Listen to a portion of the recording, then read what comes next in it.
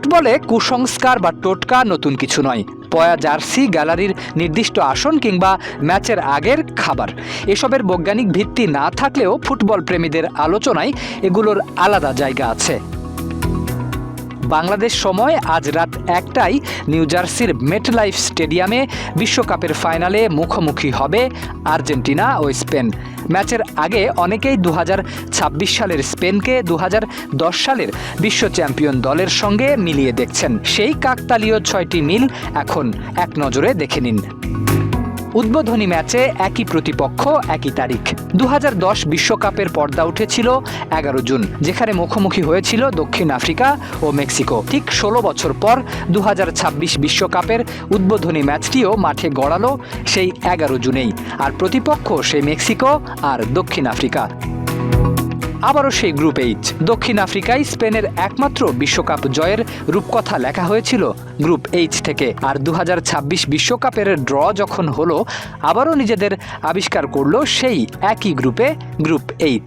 অবশ্য গ্রুপ পর্বের ম্যাচগুলোর ফল হুবহু এক ছিল না, তাই জোর করে মিল খুঁজতে যাওয়ার দরকার নেই। তবে ড্রয়ে যে একই গ্রুপে গিয়ে পড়া, সেটি স্প্যানিশ সমর্থকদের মনে আশার আলো জ্বেলেছে, তা বলাই বাহুল্য।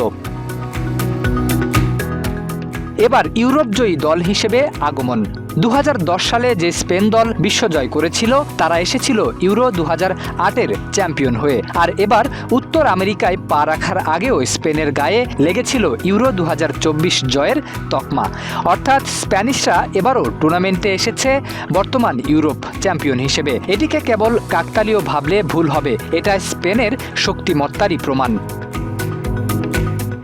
2 বিশ্বকাপ বছরেই রিয়াল মাদ্রিদে মরিনিওর আগমন। সবচেয়ে মজার এবং অবিশ্বাস্য মিল সম্ভবত এটাই। 2010 সালের স্পেনের বিশ্বকাপ জয়ের আগে রিয়াল মাদ্রিদের কোচ হয়েছিলেন হোসে মরিনিও। 2026 সালেও আরেকটি বিশ্বকাপ বছরে বার্নাব্যুতে ফিরেছেন তিনি।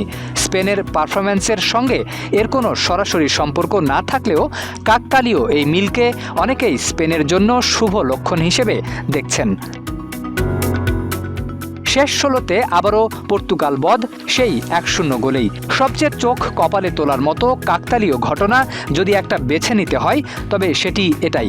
2010 বিশ্বকাপে এই পর্তুগালকেই শেষ 16-র লড়াইয়ে 1-0 গোলে বিদায় করেছিল স্পেন।